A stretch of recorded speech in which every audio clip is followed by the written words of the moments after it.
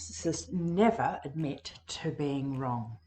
Hello lovelies, welcome to Nut Free Formula. My name's Freedom, thank you for joining me. Alright darlings, let's just jump straight into it. I've got 5 points on why narcissists never admit they're in the wrong. The first one is, and this is obviously for anyone who has been in an argument with a narcissist or trying to communicate with a narcissist. You know, you might have caught them out doing something.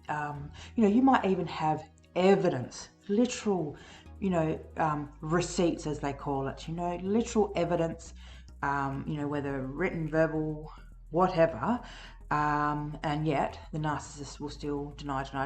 Why is this so? Well, it's always about control. That's the first thing. So narcissists have really extreme thinking. There's just two ways of being in their mind. You're either good or you're bad. It's either black or it's white. So when it comes to a situation where they've been caught out doing something, or their behavior has been exposed in some way, and you've brought it to their attention and you're trying to discuss it with them, their ego and their mask, the narcissistic mask that they wear, so this kind of facade, it's a fake character. This mask that they wear is so fragile. Their ego, which is just behind the mask, is literally just there under the surface, super fragile. They cannot admit to being in the wrong about anything at all, because if they're in the wrong about that, then in their minds, that makes them wrong about everything. That makes them bad, you good, them a loser, you a winner.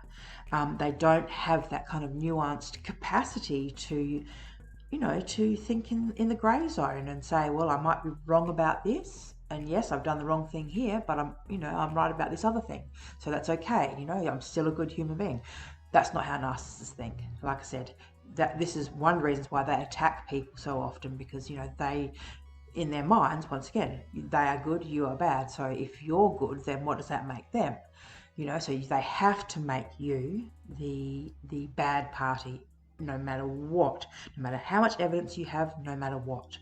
The second reason why they won't admit that they are wrong is that they're calling a bluff. So this is like a power play. They're literally calling your bluff. So you've come to them and you've got the evidence. Like I said, you can hold up a piece of paper with their direct quotes of them, what they've said, what they've done. You might even have video evidence of them. You might have caught them out on camera. You could have, like I said, something that's so undeniable. And yet, a narcissist still will twist and turn to, like I said, to call your bluff. Because if they don't admit it, right, it's not real in their minds. So if they can force you to back down and to concede to them, then in their mind they've won. Right? So they're never ever going to say, oh, you know what, you're right, I did that and it was a really messed up thing to do. They're never going to just come out and take responsibility, hold themselves accountable, and make amends. They're never going to do that. They're hoping that you are going to back down, essentially, because remember, narcs are all about bluff and bravado, and like I said, a false image.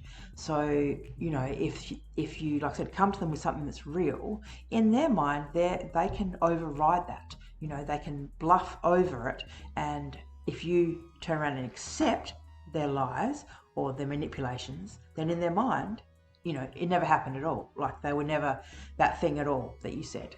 But if you keep forcing it, then you'll get a different reaction from them.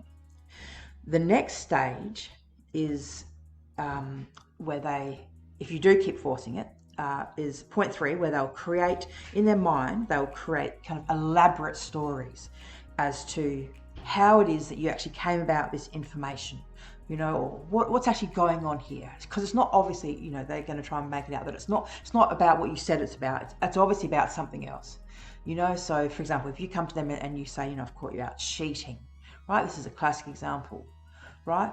Then their angle, when there's no wriggle room, their angle is, well, what were you doing going through my phone?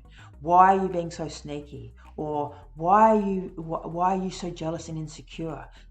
Or you're just projecting. I know you've been seeing someone. You're accusing me because you've been doing something. They do this kind of try and reverse psychology on you.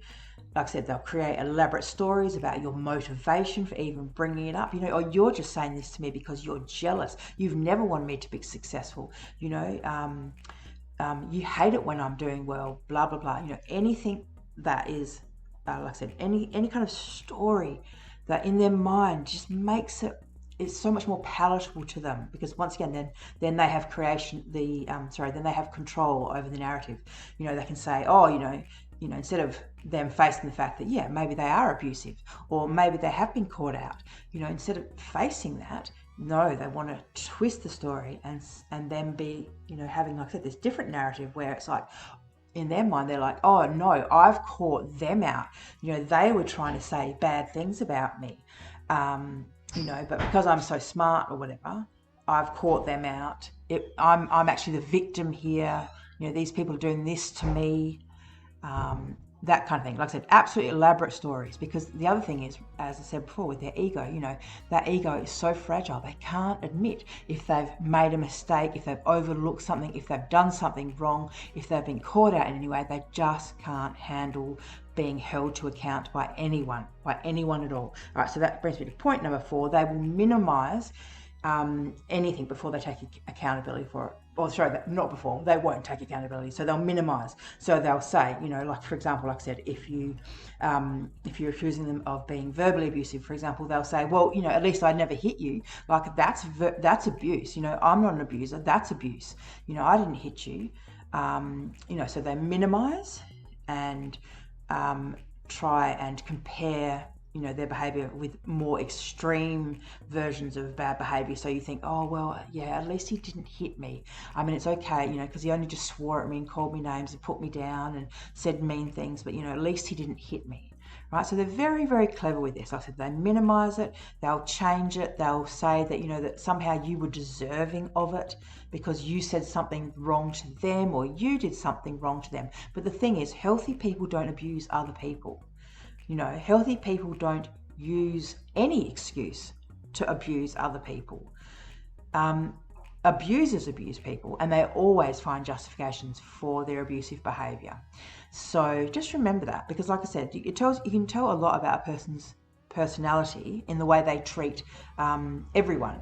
Whereas narcissists have this kind of thing where they will treat some people nicely, when the mask's in place, but when they choose to abuse someone, they will justify it, because they will say, oh, she did this, she did that to me, she said this about me, she's a bitch, they'll label the person, oh, she's a narcissist, she's this, she's that, whatever, so therefore she deserves any abuse that I give her.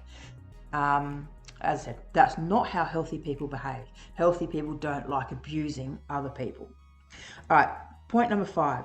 The only time they're going to admit that they were in the wrong is as a final power move. Like, this is a final, situation where they've come to the end of their chess match, they've really nowhere else to go, they've tried everything else, and either they're getting sick of it, and they need to get you back on track, pumping out fuel, quick, smart, right? Remember that, because remember, they need fuel all the time. So when you're fighting and when things aren't going the way they want, if you're holding back on their energy, or if you're, like I said, calling them to account, they don't like that, and it messes with their fuel supply. They need positive attention, or they need the fighting, but they need it to be under their control. When you're controlled, when you're calm, when you've just turned up with the evidence and you're trying to communicate with them, they don't like that. They want you destabilized, so they want to get you arguing, screaming, yelling, that kind of going backwards and forwards with them. They love that stuff. But when you just stand firm and hold your evidence, hold them to account, they don't like that at all. So the only time they're going to actually admit it, like I said, is as a final kind of manipulation, so they can move on. on to the next round. So it's either two things. Either they want to end the argument because they want to get back to getting fuel from you or manipulating you in whichever way, you know, they have planned, or they want to twist it, like I said, to the other way around, so that they can actually say things like this. They can say, look, I've said I was wrong. You know, what more do you want from me? Right? So now, once they put that line in the sand where they've actually said the final words, you know, of I was wrong or I'm sorry, right? Once they've said that, that's like a final line in the sand. So if you try and discuss the matter at all, you know, in depth, or try and actually figure out what was going on, they will just keep going back to that whole thing. You know, you won't let it go. Why do you keep harping on about things? You know, the past is the past. Just forget about it. But in actuality, this is a power move because they are stopping you from communicating about it with them. They're stopping you from actually resolving the issue, from actually talking about what happened. So they're using their own admission of guilt as a full stop to the conversation. You know, as in, this is where the conversation ends, right? I've said, yep, you're right, I'm wrong, it's done. There's no more to be discussed. Because in their mind, once again, like I said, they don't want to stay in this position too long. They just want to move on from it now. So at the end of the day, they will, like I said, narcissists do not take accountability and responsibility for their own bad behaviour. That's all there is to it.